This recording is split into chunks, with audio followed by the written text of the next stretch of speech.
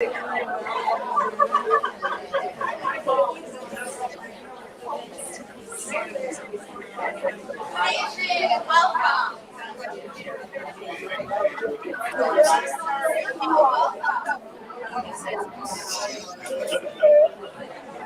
This is a community conversation. This is the best part right here. Good evening. My name is Scott, and I am a director with the Illinois Museum. And it is so nice to have people in the building again. Thank you all for coming. It's such a pleasure to see you. This is a community conversation that's going to take place on our front porch. And our front porch is a place where we have good conversations. And then the idea is that we learn from each other and we share our experiences and our ideas and have a great time. So I invite you to come along with us on that tonight. And because I like to say that there are no strangers on our front porch, I've got a little exercise I invite you to come along with me on tonight to get us started. It's called 2 by 2 cubes. 2 minutes, that's all we're going to take. So for 1 minute, you're going to turn to the person on your left and right and say your name, where you're from, and what community is to you. And then you're going to take another minute and turn the other direction and do the same thing all over again. Now remember, this is a conversation, so you cannot take a full minute. All right, so here we go. Starting now, 1 minute. Thank you.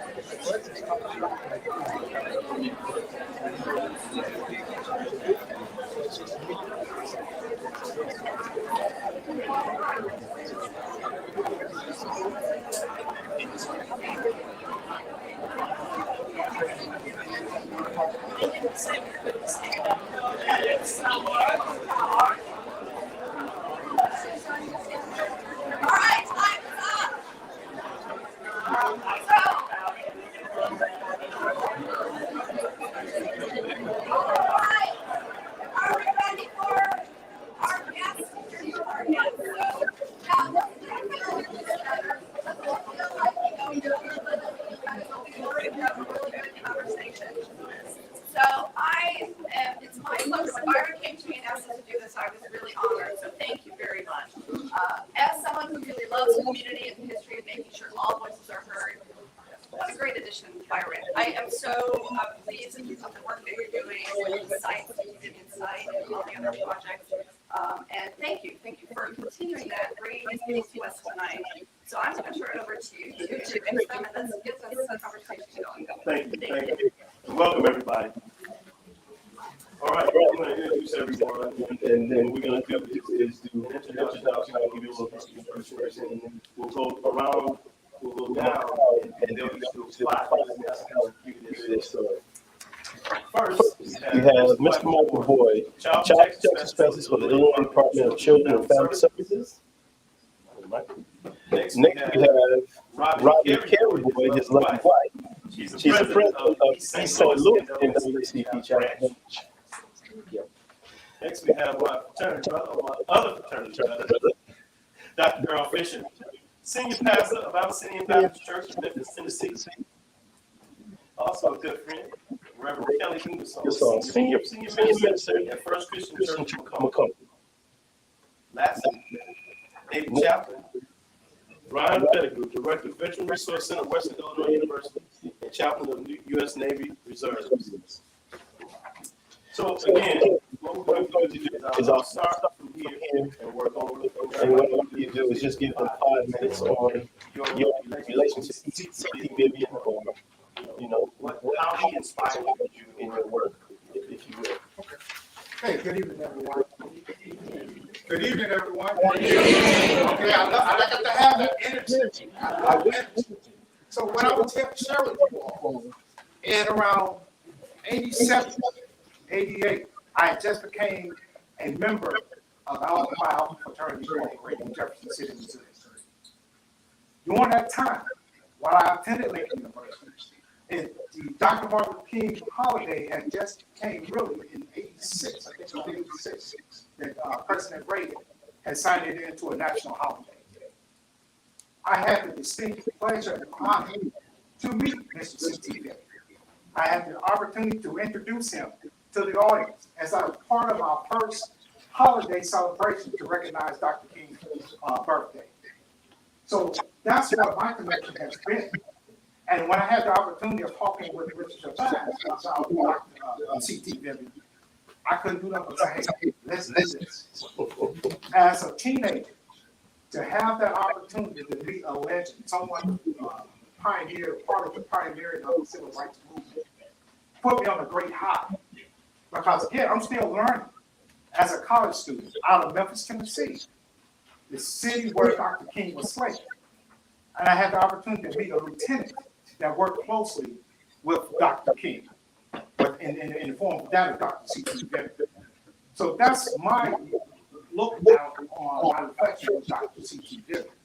But also just knowing his persona, his makeup, and how I looked at him as a giant when I was just a young college freshman, not freshman, but a college student. So that's what I have to offer. All right, thank you, Mike. All right. And next we'll go to you.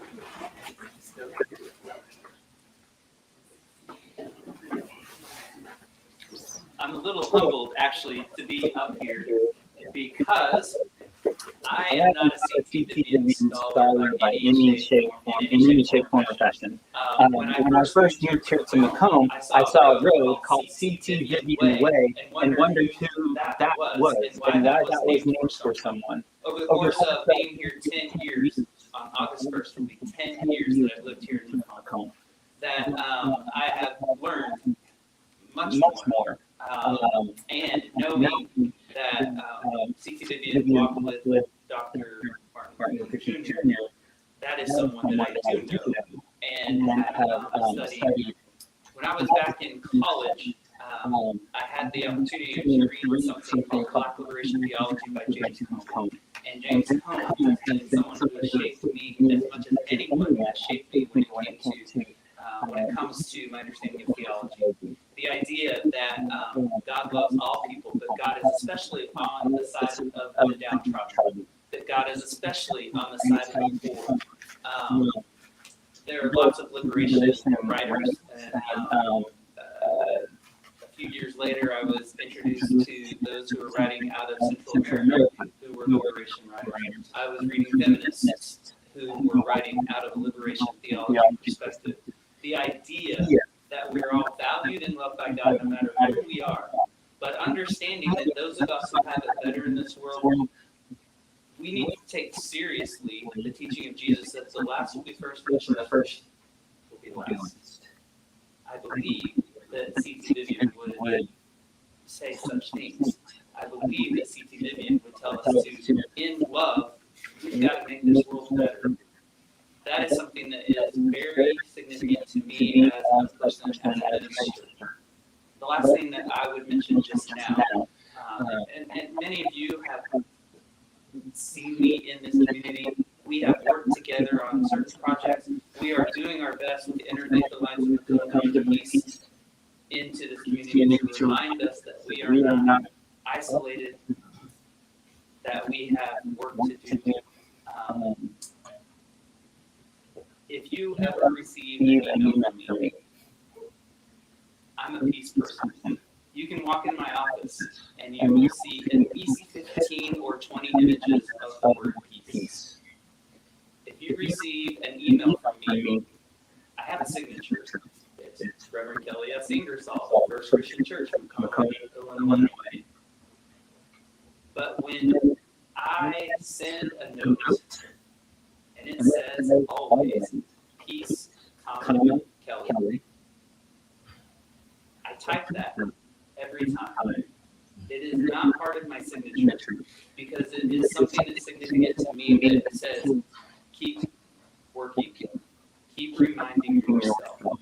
So that is my dream. That peace would be for all of us, and I try to remind myself with every email that I send and every time I'm walking into my office. Thank you. Thank you, Kelly. All right, next. Good evening, and with your permission, I will stay seated. Thank you. I want to first thank my fraternity brother and dear brother, Byron, who we've been in contact for at least 10 years. And most of the time when we've been in contact, he said something about finding a way to get me to Macomb. Well, so first, congratulations. Thank you for the opportunity to share with all of you on this wonderful occasion, such an august occasion. People ask, I was the plane ride into Peoria, and I say, anytime a plane takes off and lands without incident, it's a good plane. And then Brother Byron picked me up from the airport and flew me low down the expressway to Macomb. So when I say I'm happy to be here, I mean exactly that. And I am humbled by the opportunity with these wonderful panelists to be in this historic museum and to learn more about Macomb and the Western Illinois area. Insofar as my relationship with C.C. Vivian goes, I think of what is often said about those who stand on the shoulders of giants.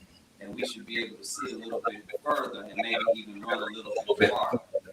And I believe that I am one who stands in the shadows or on the shoulders of C.C. Vivian and other freedom fighters and advocates for civil rights, human rights, and black liberation. I, of course, pastor a church like C.T. Vivian did.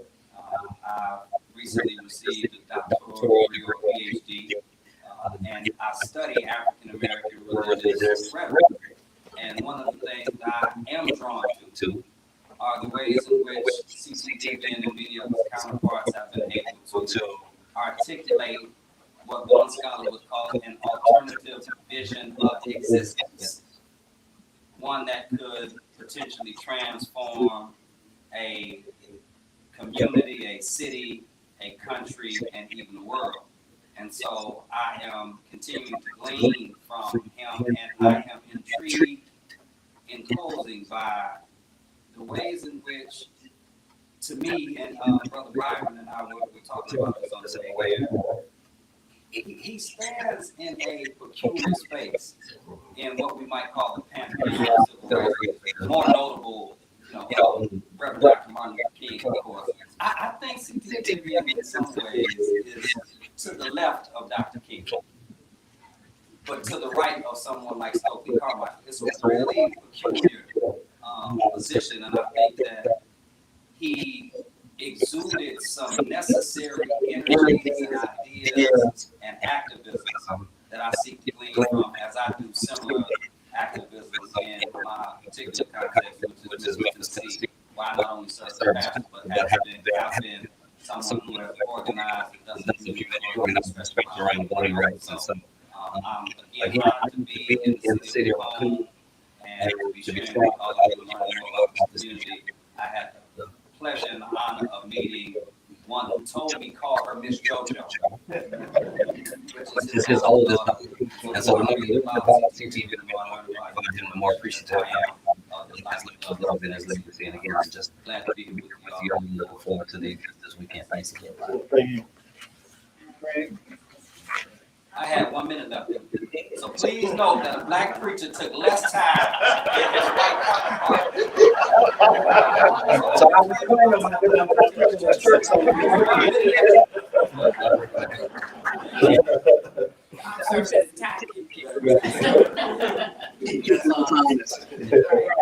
Good evening. I am Robin Carey-Boyd, and I will remain in my seat. I serve as the president of the St. Louis NAACP. I serve as more than just in St. Louis, surrounding areas, you may not be familiar with Shiloh, Belleville, Washington Park, Fairview Heights, Macomb, Illinois, all that's encompassed in my area. But I also serve as the president of the National Campaign Council. And that is an organization that is an umbrella for all of the, what we call the 99 Black regret organizations. And so there are 9 of them. And we actually have an MOU with the NAACP. So we serve common cause in the community awareness, civil rights, political action. We do that together. So, so I join forces and work together. We talk about community. And so what we do is serve the community. So I, again, don't have a personal connection, but I'll actually the history that it brings. I'm a little intimidated at first, following 2 brothers. They say it at the time. So, but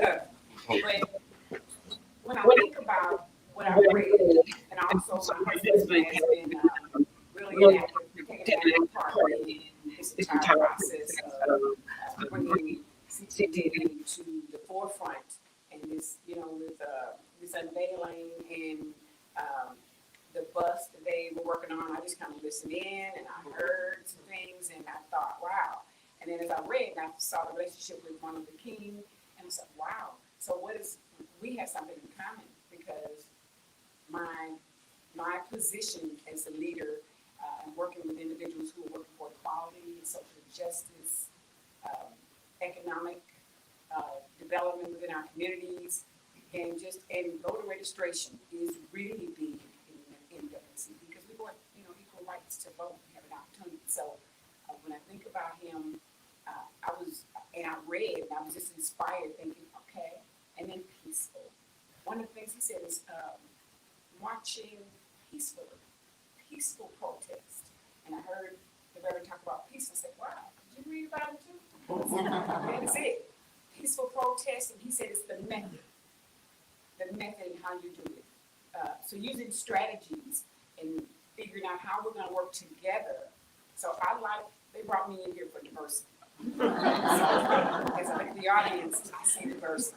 So I thought, hey, that's what works. That's what we need. But we also need that community and that spirit of working together. So that's what we do in the NAACP. It's for all people. It's for equal rights for people. And last I checked, we all are people.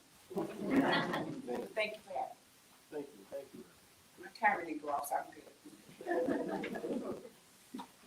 There's a book here on great ideas of C.T. Vivian, and a quote that's at the very beginning says, "You can turn your back on me, but you can't turn your back on the idea of justice." That says a lot about how I see and know C.T. Vivian. I'm going to say one other note that's on my Navy philosophy of leadership. Whenever I'm working with the division or working with a lot of people, there's a statement by James Powell that says, "You owe it to me as my friend to fight me, to force me to be honest, to allow me no refuge in rage or despair, And of course, I owe you the same. But that's one of the ways in which friends learn from each other. And I believe that to be profound, that people sometimes don't understand and or get each other. But we have to live in a world where we make committed relationships where just because somebody offends us, just because somebody says something that doesn't line up, that we're willing to talk that through, to work that through. For a good portion of my life, I worked at a church in the inner city west side of Chicago.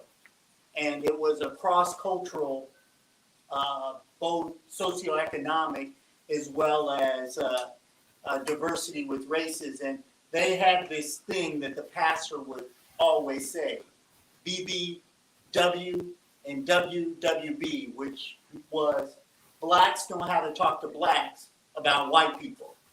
And whites know how to talk to whites about black people. And they made it so that we talked in safe spaces amongst each other, but we also talked and worked through things with each other so that we had allies and that we were part of a community, that we did things, marched against a drug house, formed a school. Just there were things that all of us working together from different socioeconomic backgrounds and racial backgrounds that we could do together that we could not do alone. That as I got to know, I got a special opportunity, almost like you, with C.T. Vivian. C.T. Vivian has been here multiple times, and one of his visits, I was his chauffeur. Anywhere he wanted to go, I took him and drove him around to the things and got him set up and taken care of. But when you sit at the feet of a master and you hear the stories, and I still resonate with one story that he told me. Remember this, C.T. Vivian went to school in Western in 1942, while our nation was at war, while we still knew division, and they elected him as the editor of the school paper. I think I need you to think about that a little bit, because that's not necessarily an easy thing to do. What does it take to have those kind of relationships? And I need to tell you, as he told me some of the story of that, there was a couple of professors and or the chair of the department that were actually gunning for him that did not want to let him do it. But all the students stood up to say, if you do not let this person who's the most gifted do this, none of us are going to be part of it. And the chair was not willing to go through that level of grief. That we just have some tremendous power when we make a decision to work together. And I think sometimes as I look over the last couple of years, we see ourselves to be victims. And I feel sad about that, because we come from a generation of people who marched through fire hoses, who marched through sheriffs slapping us and beating us. And when we can be so narcissistic and stuck in our ways that we refuse to come together to deal with the current issues of justice, I feel, both because I'm a Christian believer, as some of the others said, and also just from what I've seen in the military, we're capable of so much more.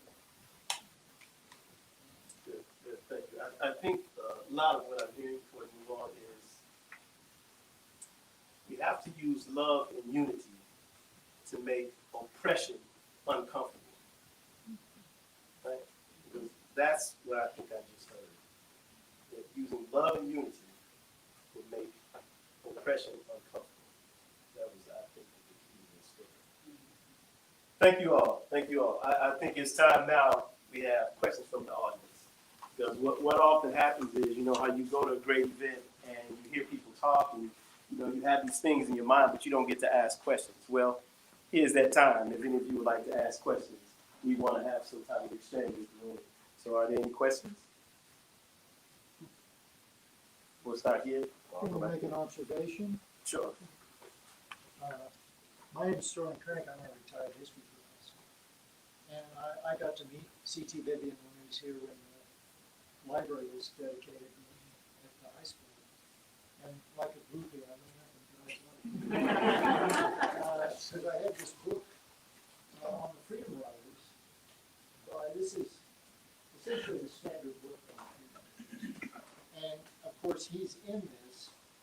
And I was struck by the references to peace and so on. And I'm glad you mentioned that people standing up to fire hoses and so on, because C.T. Vivian was a warrior for civil rights, and he had amazing courage, and he was combative. When people called him boy, he would confront them. And sometimes these people were Southern sheriffs and police officers. And there's an account in here that I think is important. And I drove by the mural. I was just delighted to see the monk shot. There's a monk shot, Jackson, the Freedom Rides.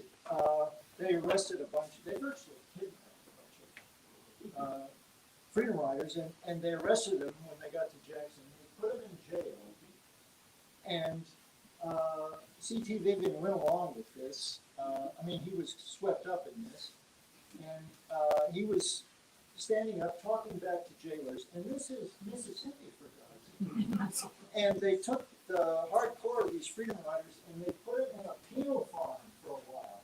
You know, jail wasn't tough enough. And there's a very nice account of that in here, if you'll indulge me.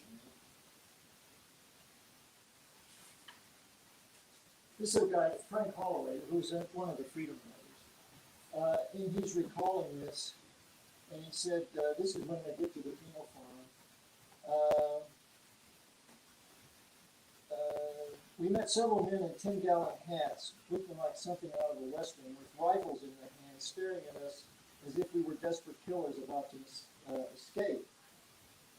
One by one, they took us into another room for questioning before they gave us their black and white stripes.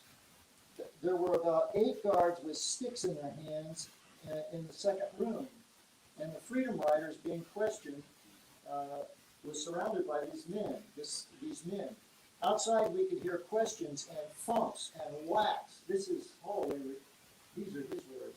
Thumps and whacks, and sometimes a quick groan or cry when their questions weren't answered to their satisfaction. They beat several riders who didn't say yes, sir, but none of them would Uncle Tom the guards. Reverend C.T. Vivian was beaten pretty bad. When he came out, he had blood streaming from his head. And time again, he would stand up to these crackers.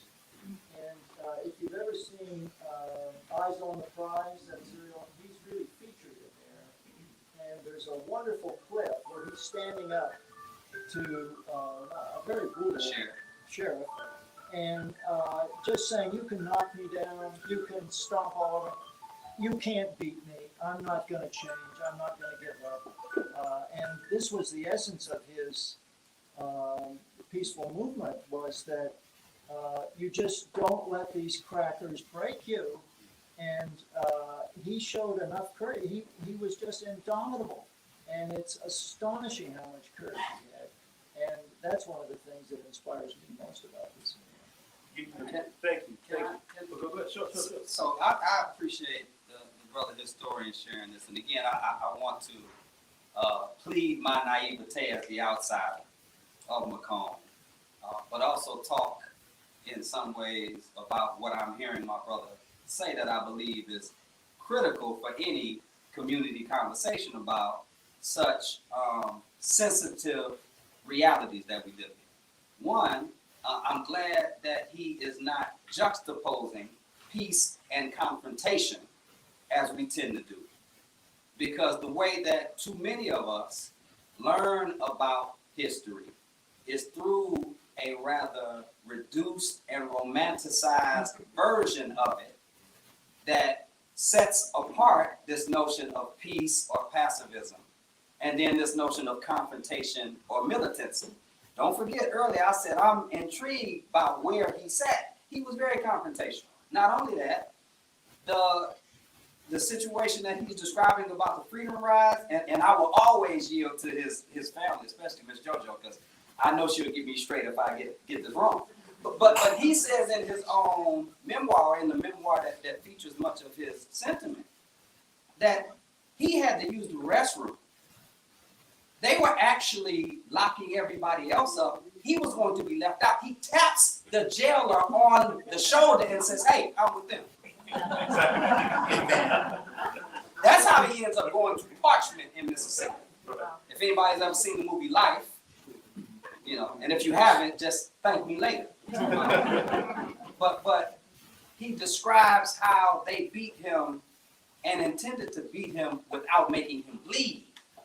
And it was the blood that they struck from him that made them stop. He said he preached about this later on, you know, and for those of us from the Christian faith tradition, I mean, we could figure out how he rode that horse, if you will. Well, But I think the more critical and crucial reflection for me is, how do we reclaim the full, complicated humanity of our freedom fighters, such that we can appreciate those who are fighting for freedom today?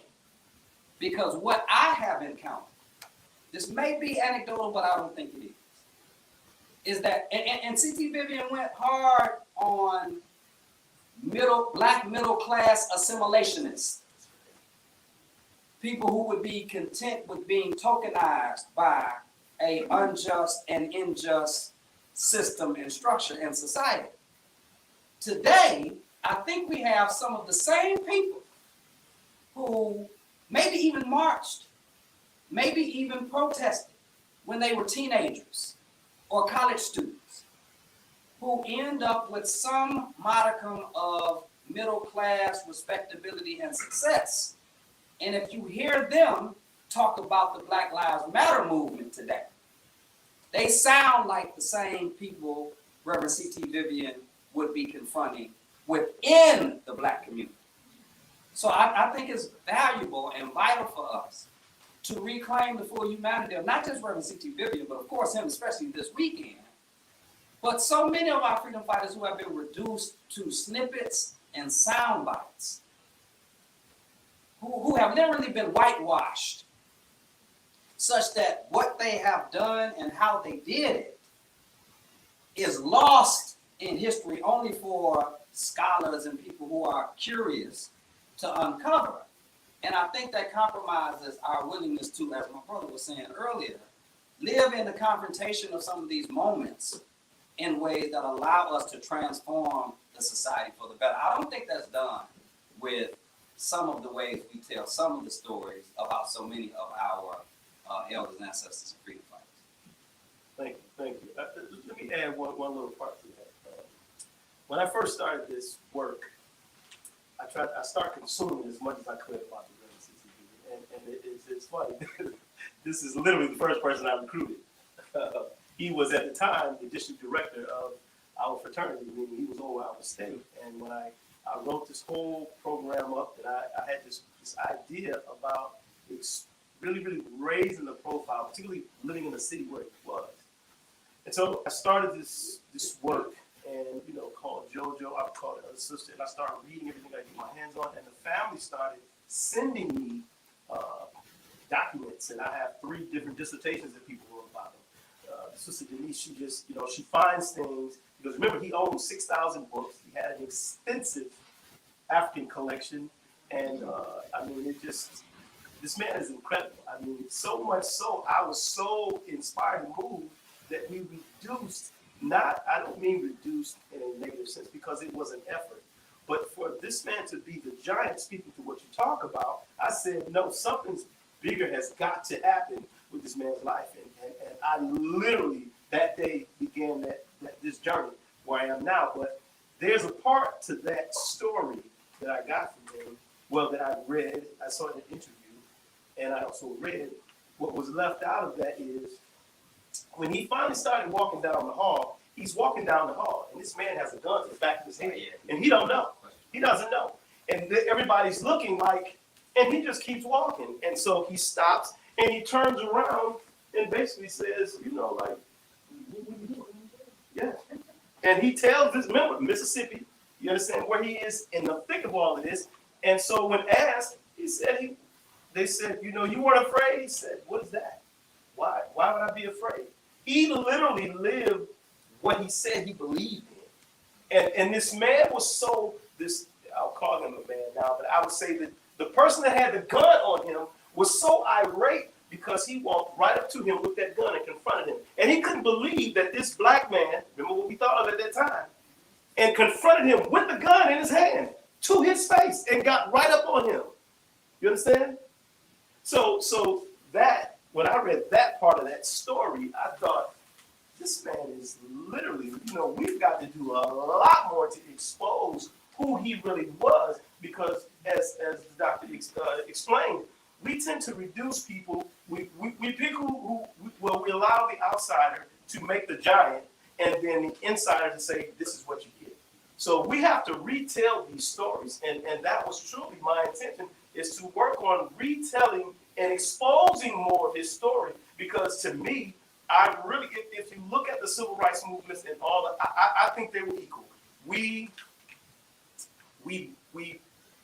pretty much put Dr. King in this space, but there is no Dr. King without Ella Baker. You understand? Without these other people. I mean, Susan Nash, Diane Nash. There's all these other people, because remember this, doing some research recently, and this is how you say, you have to understand the hour and take advantage of what happens. You know how Dr. King became Dr. King? He had clearly done all the things that was necessary. He was very young when he went to college and got his degree, went on and got his doctorate degree, whatever, right? But when these women that started the civil rights movement, they were at one of the conventions. There were 4 pastors in the room, and 3 of them were the big pastors, and he was the young person in the room. Those 3 were arguing over who was going to be the leader at this convention. The women said, "You getting ready to go lead." That was how Dr. King literally became Dr. King. Just a spur-of-the-moment decision that the people who were doing the work before we know the civil rights movement, but because he was ready and prepared while these others argued over who was going to be the big man on stage, walked up to King and said, "You go out there." So it began. So with CT Vivian, I say again, this is our opportunity. And I have to thank the community, because the community has gotten behind this idea 100%. But I think it's our opportunity to raise someone who really, had he wanted to, probably could have been rich, but decided that he would continue doing the work, and he stayed focused on doing the work. So again, there was another question in the back of the room. Janice, please. Yes. I had the opportunity, like a lot of people in this room, to interact with doctors and people here for various programs.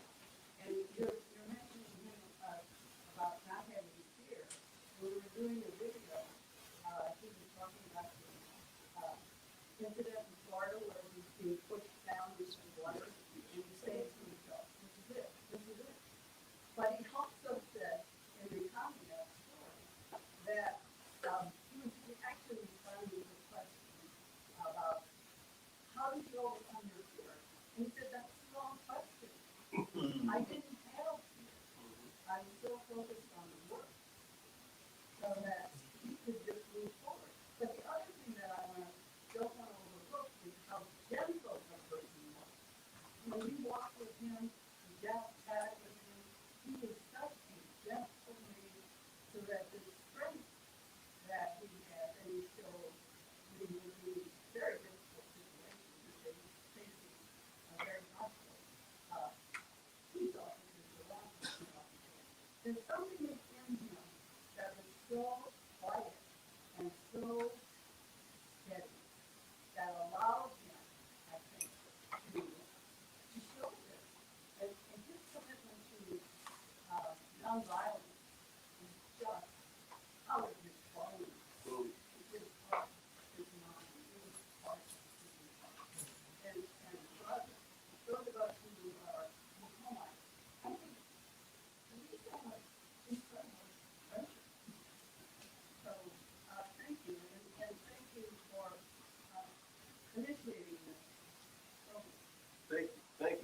I think again to Jen's point, it's what you've all talked about.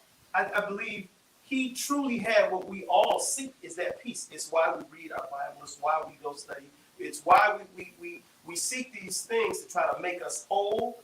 He was whole, if that's possible. He had this peace because if you look at the issues he was dealing with, right, he was focused on the unresolved because he was seeking his justice. So everything that he did, it really seemed as if his peace was okay, which is why when this man is walking behind him with this gun, he turns around and looks at the man. He wasn't thinking about this man killing him. He was focused on trying to get this issue resolved. But he wanted this man to know, I'm a man too, right? So again, are there any other questions? JoJo. I don't really have a question, but Sure. I would like comments and comments. Sure, please. He was saying that Daddy was the president. Daddy was, he was elected as the editor of the newspaper. He was also elected as the president, his class president. You think about that when we graduated, the recordings of, there were only 2 black people in the whole class. So when you talk about us coming together, that's what I love about Macomb. Macomb is such a diversified place. I graduated Macomb. I'm a bomber too. I'm quite proud of that. All my best teachers were in Macomb. I've gone to school in Nashville. My dad was attending American Baptist Theological Seminary. I've gone to school in Peoria. All the good teachers, all my best teachers from Macomb. And I think everybody, all the Macombites should be proud of that, because I had Daddy as a role model. So if I tell you he was a good teacher, trust me. But I also wanted to say what everybody's talking about, Daddy didn't have that sense of fear. I mean, don't want to go into my business, but I have had guns pointed at my face too. But I wasn't quite as nice about it as CT. But Daddy always felt like, and I was taught that, if God is on your side, who else, why should you fear anybody? And he lived that.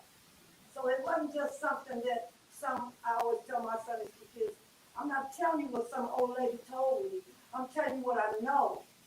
Jesus is real. So that's the way Daddy taught me, and you go to Sunday school and I really do want to go, et cetera, et cetera. So that's, and I just also want to comment, you said you went to Lincoln University? Right. My daddy's grandmother's brother, Uncle Louis, he graduated from there in 1906. Wow. Yeah, anyway, thank you. I appreciate everyone here.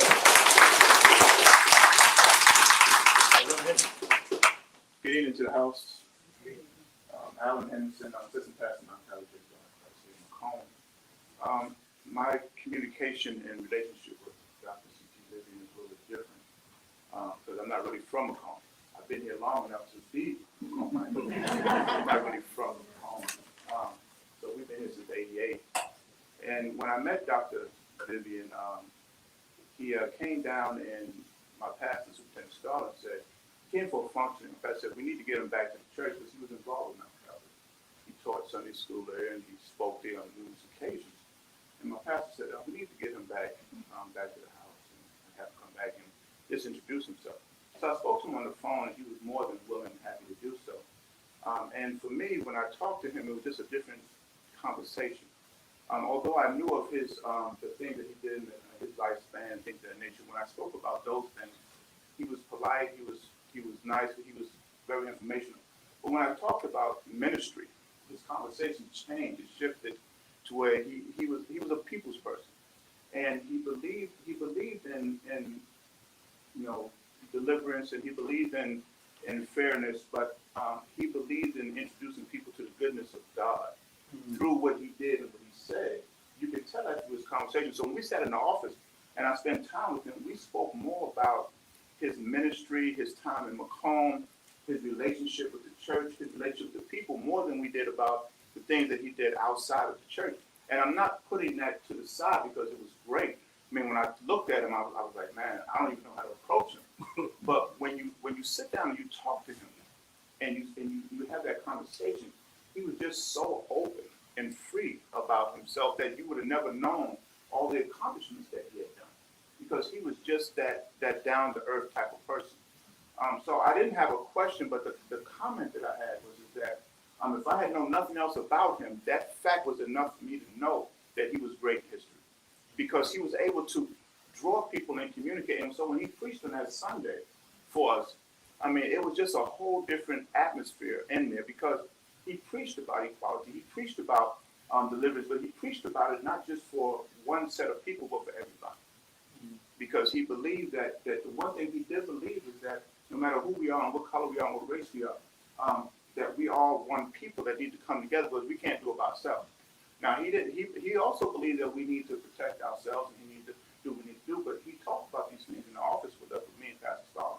But I wanted to say to the family, the greatness that he had in him, he never talked about that. He never tried to put himself in that limelight. One of the things he told me, he said, I never did anything to get a title in that. Everything he said I did was for somebody else. And I was blown away by it. And so if we, and all the things he did was great. I mean, he sat at, lock-ins, and he did a lot of things at restaurants and jails and all the things he put his life in line for. But if we really would just think about, the goodness of the spirit of that man, that's a whole different level. We don't get that in a lot of lifetimes. We don't see that in a lot of lifetimes. But he was there. So, Joseph, good to see you. Glad you could make it down. When I look at you, I see your father in you. And so I thank God for it. Go ahead.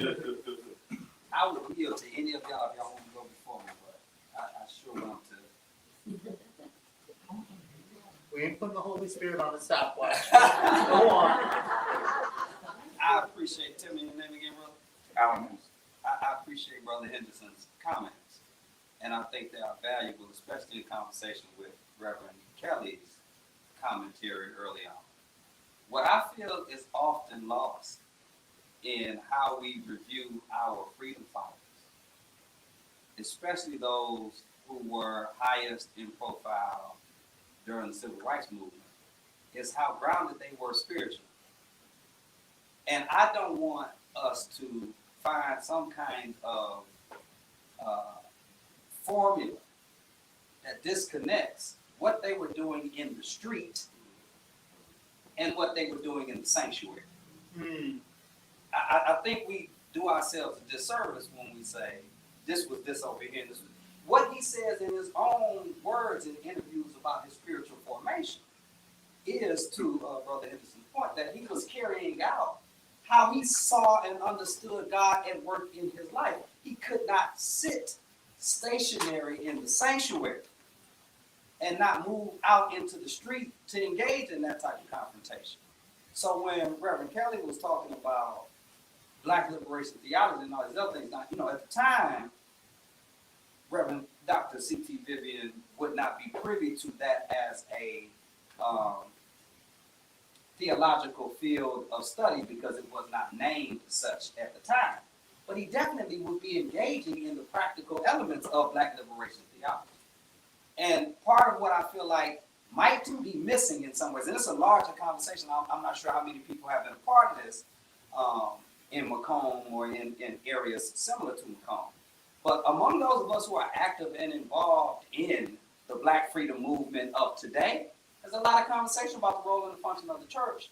And much of the criticism, the legitimate criticism, is that the church does not, the theology of the church, the Black church in particular in this regard, does not take into account the social and political realities in the world, which renders so much of what happens in the sanctuary disconnected from or irrelevant to what's happening in the streets and in the community.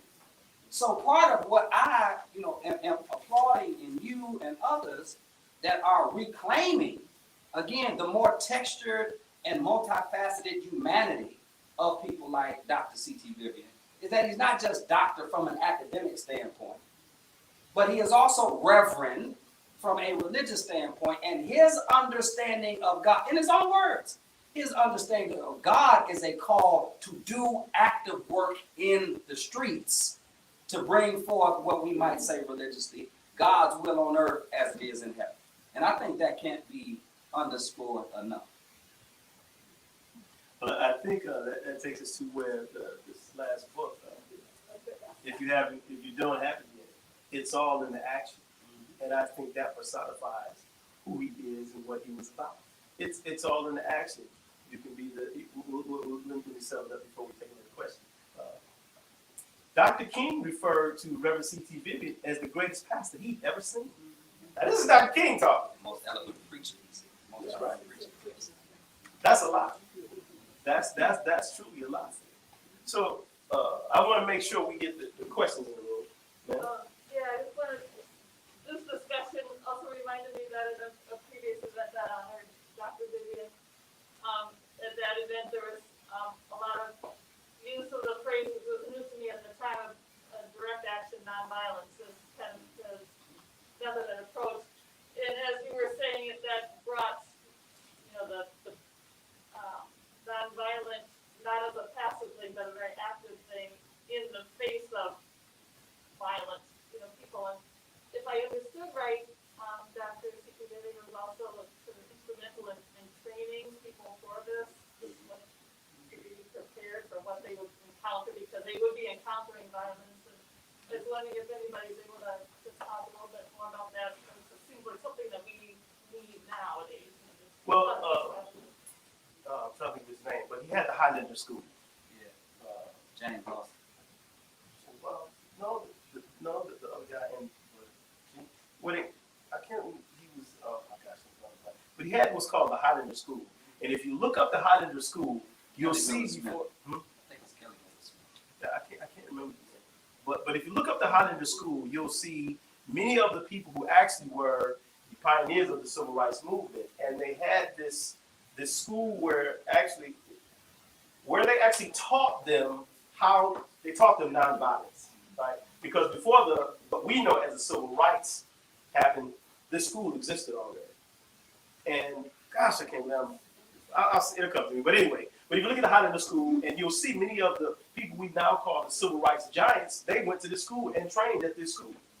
This school was so successful that these people literally got together and burned it down. They built another one, right?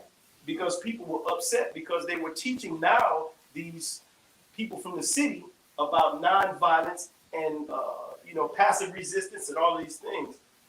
I promise you, before you leave it, I'll get his name.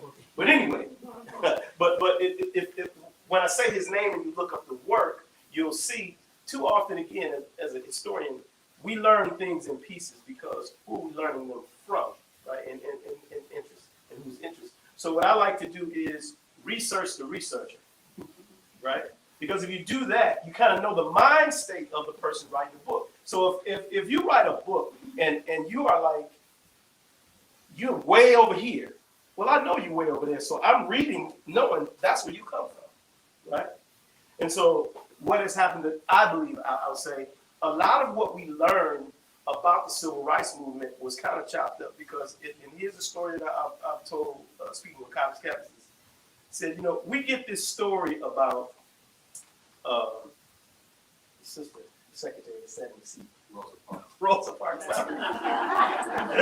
Bad memory. Rosa Parks, right? We get this passage story about Rosa Parks. This little light-skinned, and that was very important. Keep that in mind. This little light-skinned woman with straight hair sitting in the seat. Oh, she was, this little passive person. And that was so far from the truth. That was so far from the truth.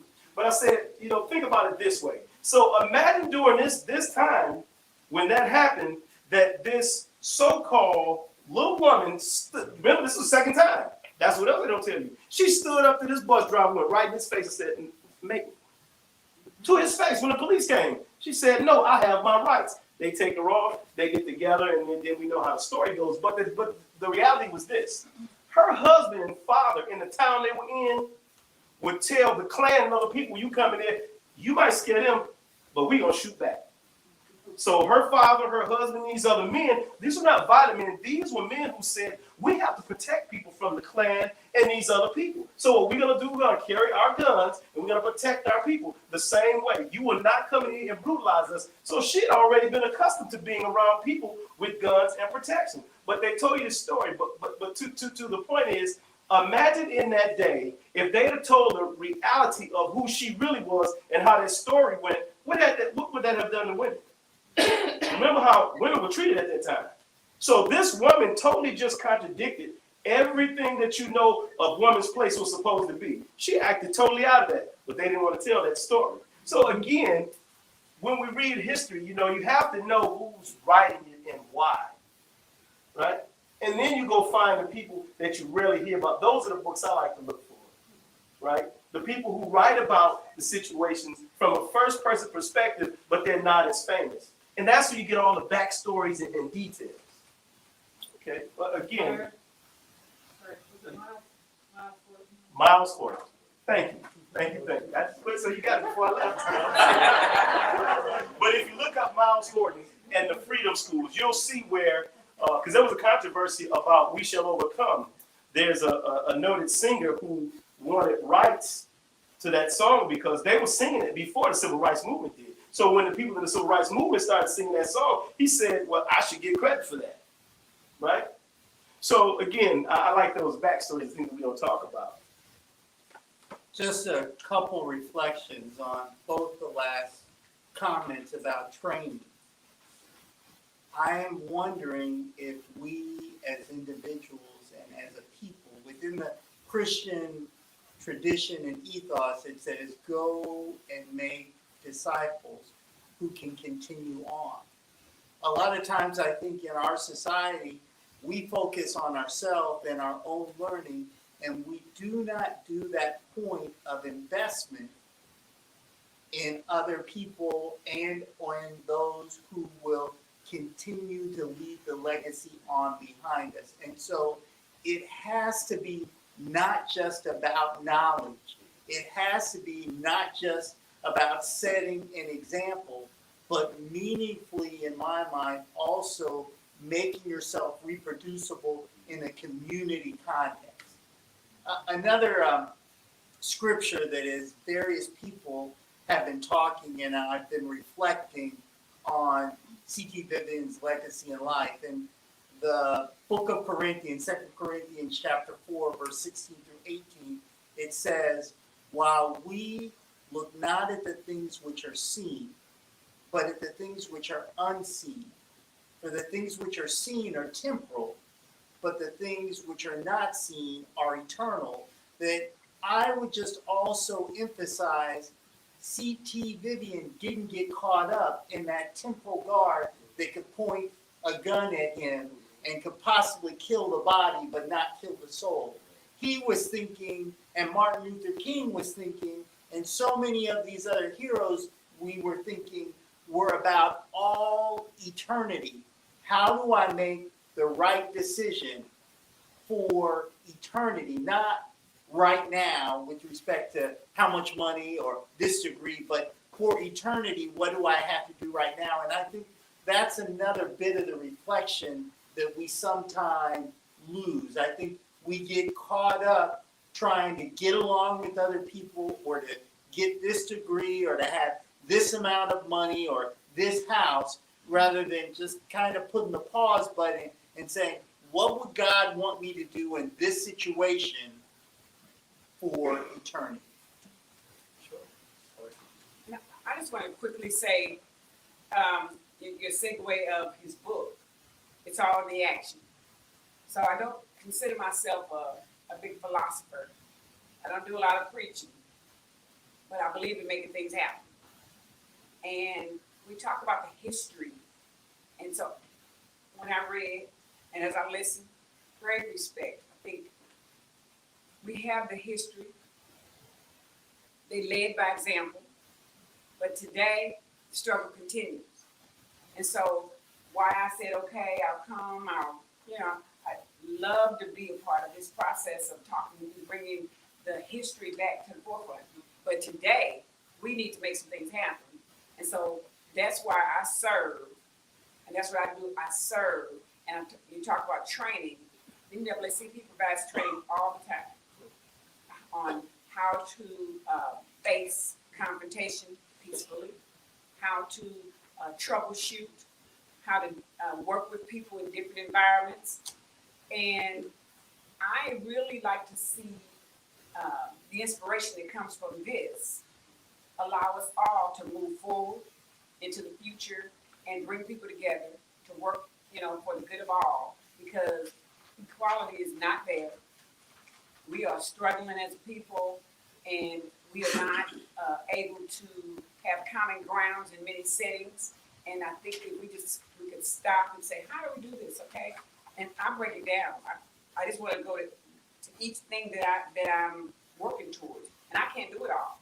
So I lead by example, by jumping in and saying, did I vote today? When I go vote, I put my sticker on. I want everybody to know I voted today. I didn't ask you who you voted for, but did you vote? Are you registered? So those are kind of things, I say, it's all in the action. I want to make sure we get everybody in here registered to vote. And then, now you registered? Did you vote?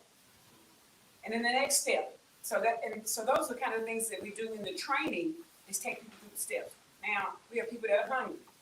Right now, I'm concerned about the floods. In our area, there's lots of floods. I want to know why.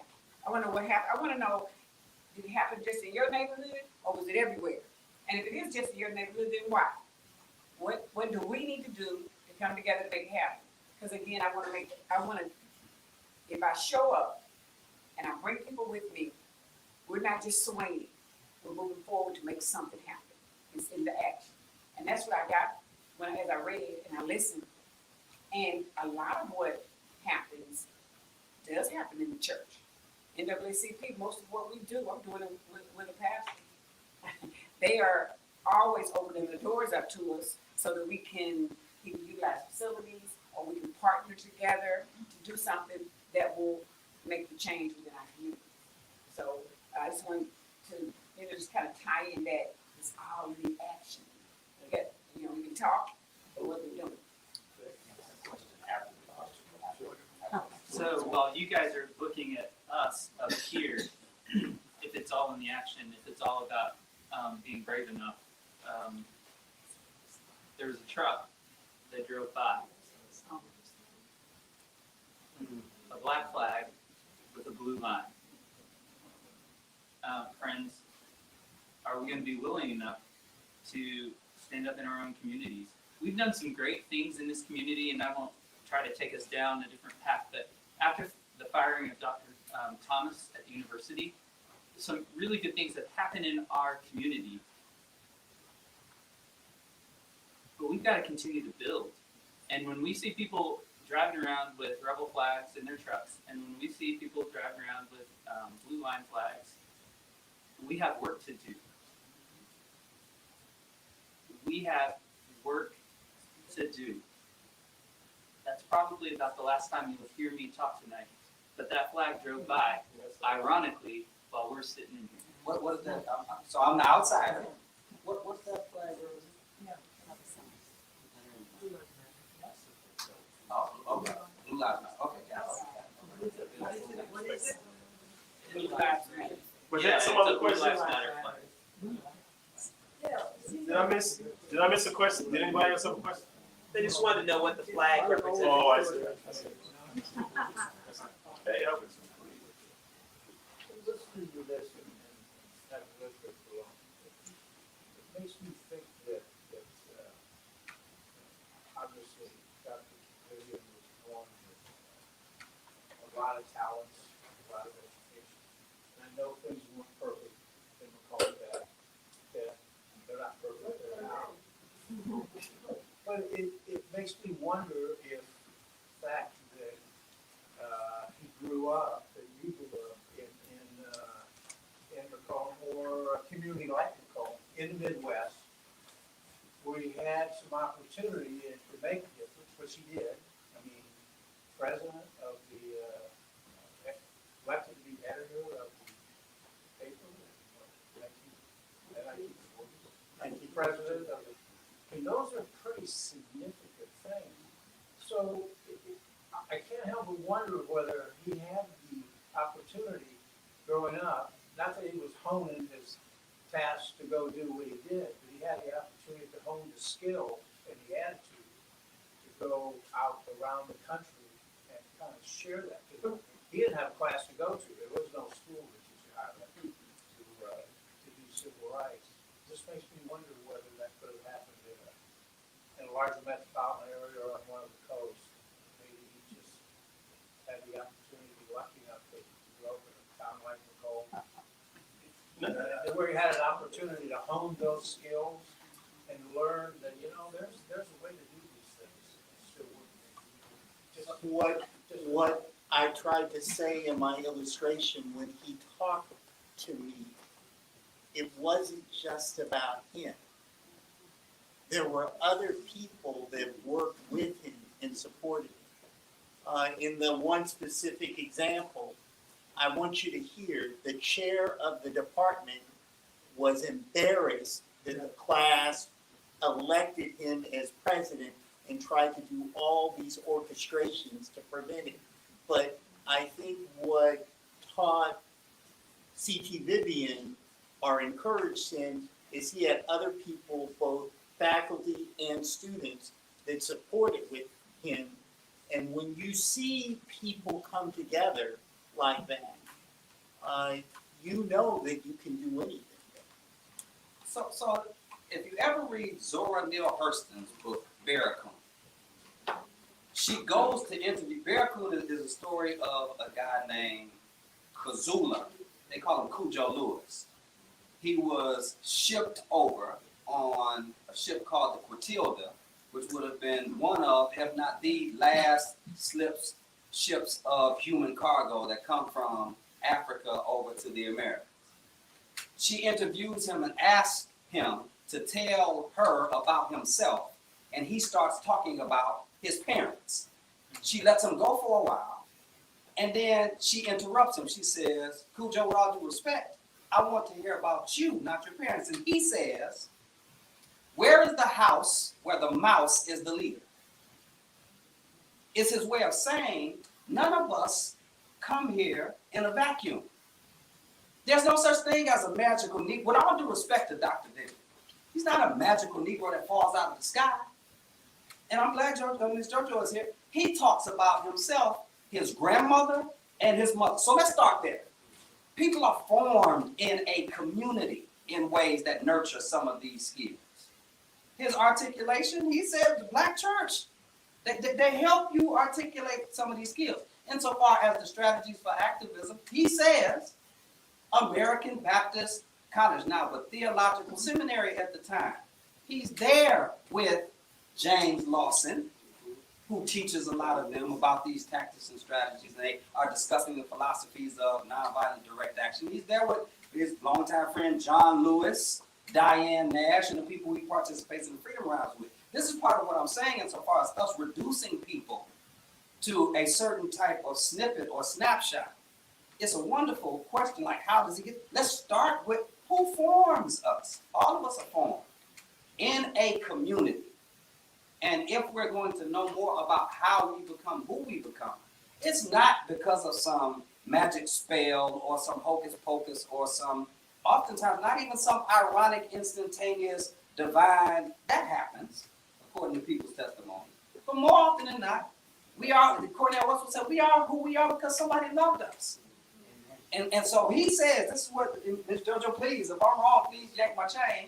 And then the other thing, yank my arm, pull my coat, all of that. But he says that the movement would not be the movement without Black women, and he cites specifically his grandmother and his mother. We all come from somewhere, right? Things don't just happen. And that's that part of history that you have to remind people of. It didn't just happen, right? His mother made the critical move from Howard, Missouri to Macomb, and as C.T. Vivian explained when the library was named after him at the high school, they moved here because they had an integrated school here, Right. and he could get an education. So that's a federal. And it was a university. Whatever our shortcomings That was one of the biggest elements in the success. I want to just insert one other thing. Sure. Jim, you mentioned Jim Lawson. They had been to the Highlander School for a week. He comes back all inspired. He starts running workshops. And C.T. Vivian signs on to the Freedom Lines with 3 other very fearless ministers. There were a number of people counseling, go slow, you don't want to do this, you don't want to push. But C.T. Vivian and these 3 other ministers were said, sure, we'll ride down there with you. And that's how I joined them. But they ran meticulous workshops in which they acted out, play acted these things, roughed people up, poured things on them, to train them like combat training. So when these things happen, they did this for the sit-ins, and these people were very well trained for both the sit-ins and the freedom rides. And one other thing I want to say about C.T. Vivian, sure, he was shaped and everything, but he was extraordinary. He was ahead of his time in many respects. He did a sit-in, I think it was 1947 in Peoria, and succeeded. And so when people talk to him in Nashville, if you want to sit in, he could show them a thing or two. Yeah, remember Dr. King was so impressed with him. And, they told him, get him, we need him, right? He wasn't just some guy that was doing nothing. He was this guy with this reputation already. People keep conflating the story as if, Dr. King is one of the people who pulled him in and raised him up. No, he was way busy before they got him, and that's why they wanted him, because he already knew. And he'd already basically was acting out the philosophies and all the things that they wanted to do, and he brought that to them, right? So again, people don't just come from nowhere. Things don't just happen, right? I got a question. So this is something that's troubled me over time. As we get further and further out from the civil rights movement, the young people, how are we training and grooming young people to stand up to be the next Dr. C.T. Vivian, the next Dr. King, the next voice of reasoning and advocating for those that don't feel like they have a voice or feel powerless because they don't feel like they have the economical status to help them make a point. To many of his points. Let me give you an example of that. Well, one thing, you do the reading and the ending, the failure of the civil rights movement, as it began to fall apart. They said that the major so-called leaders, they weren't bringing people up. No, we will take care of this and we'll do this. And so once it began to happen, it was easy for the people from the Black Power movement to move in, because we don't talk about Dr. King with the Black Power movement, but Dr. King started to adhere to the Black Power movement, right? But the difference, if you look up Dr. C.T. Vivian's work, he never separated from it, ever, right? We like to put him in this pigeonhole and say, he was this Christian pastor as if he was this pastor. No. And let me give you it's all in the action. This is where Upward Bound came from. Because when he was out doing the work, he turned back to them and said, we're out here fighting, trying to get rights. And the people who supposed to inherit them won't even know what to do with them, because half of them don't even have an education. And that's where Upward Bound came from. It's all in the action, right? So the thing that I can honestly say about Reverend Dr. C.T. Vivian is he never separated himself from any of the movement, Black Power movement, the Civil Rights movement, the church, right? Because he was well aware, again, to your point, everything that I'm reading and understanding, and even as you articulated, peace. He had inner peace. He believed in something that he truly lived out. And I think that was that peace. So and part of the reason I'm, I guess, a little heavy-handed in the commentary is because I'm the visitor. I don't know if y'all ever invite me back, so I'm just going to everything I got to say. But in this particular instance, I think I might be the youngest person in the room. I'm 43. I'll be 44 in September. Anybody got me beat?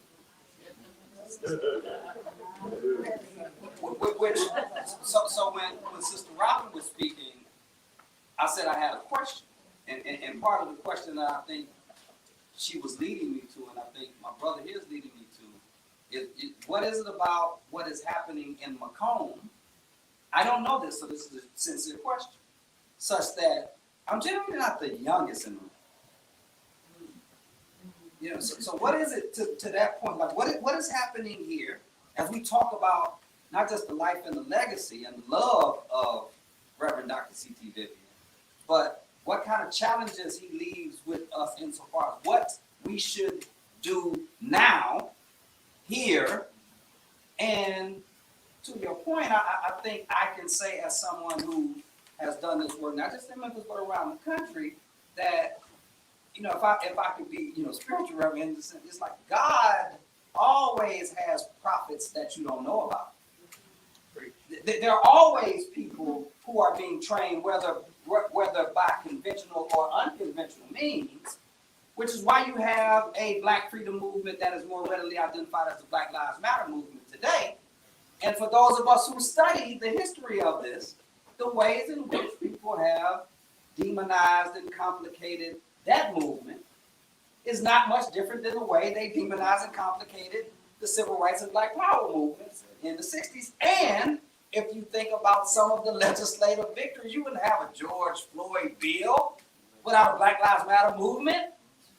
You wouldn't have some of these other bills that have popped up without that movement, just like you wouldn't have had the Voting Rights Act, Civil Rights Act, so on and so forth. So they're there, but what I appreciate more candidly about your question is, what are we doing intentionally to engage and raise up a generation of those leaders so that it's not always that God has to find the ram in the bush or the prophets that we do not know about?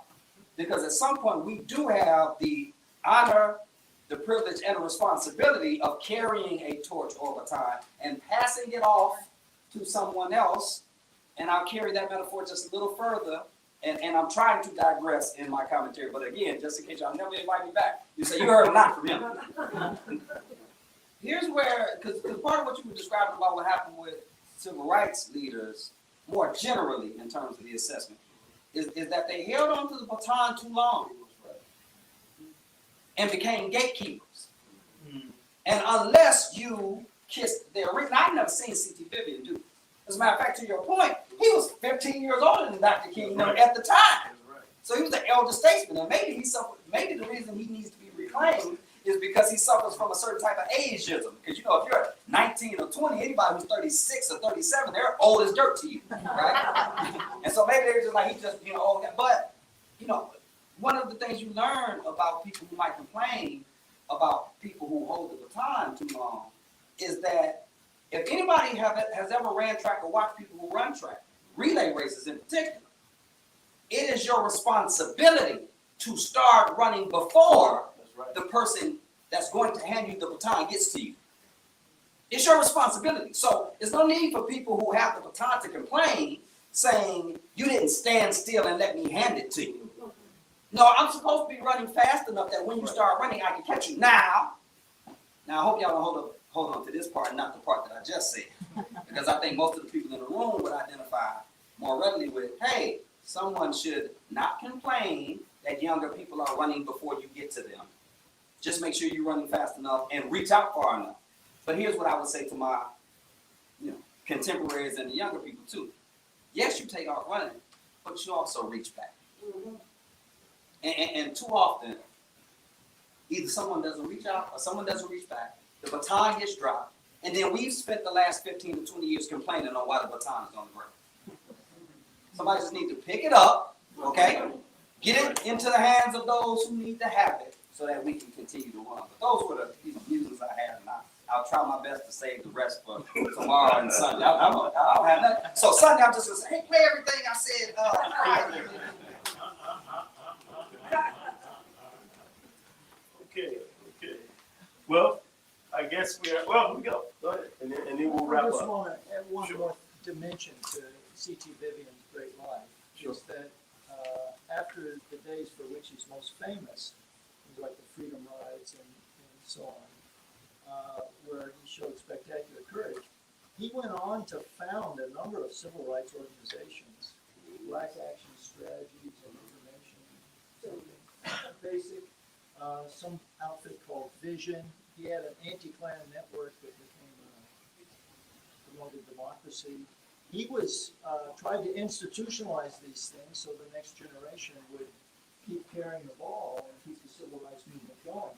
He was really plugged into that, and he was tireless going around the country running workshops and trying to inspire people and get people organized to carry on the work. So that was a big part of his career. And fortunately, he lived to be 95, so he got a lot done. Here's a quick note that really impressed me. Even at his age, well, let me take it one step back. In reading about him and talking with the family and kind of putting some things together, I was reading what the other ministers, when they would get together, what they said about him. They said they would go out or they would get together and they would do stuff. All he wanted to do was talk to his wife and go exercise. And he was always setting an example for them. You know, we joke about him being older, and we talk about on the way here, he might have faced a little bit of ageism, but this man literally stayed the same weight.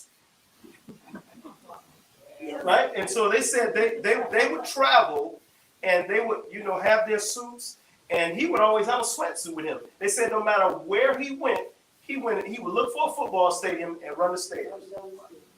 And then he'd go back and pray and do his work, right? But we saw that consistently, again, when he established Upward Bound, right? It was all in the action. He was thinking about that, the time passing. And as an extract, something that's very important to note about that is there's a form of synchronicity that has to happen. Because I've watched people at national meets who should have won or broke a record and got literally one step off and got out of the exchange zone. So, meaning, you've got to do things within a certain space, right? You can't expect it to happen out here. It's got to happen within this space. And I think CT was one of the, probably now, after this discussion, probably one of the best we've ever seen that operating in this space, right? So with that, I'll close. If there's no final, did you want to make any final statement, please? Well, here, let me thank you all for coming out. This was great, and I hope we do it again next year with Sue's permission, or we make this an annual thing. I think for us to be able to have a conversation about a hometown hero, for somebody who went out and done such great things, there's a lot we have to pass on to the children in this community, right? You say you judge a community by the way it treats its children. I think we have something we can pass on to our children. I hope to see you all tomorrow. Thank you for coming out.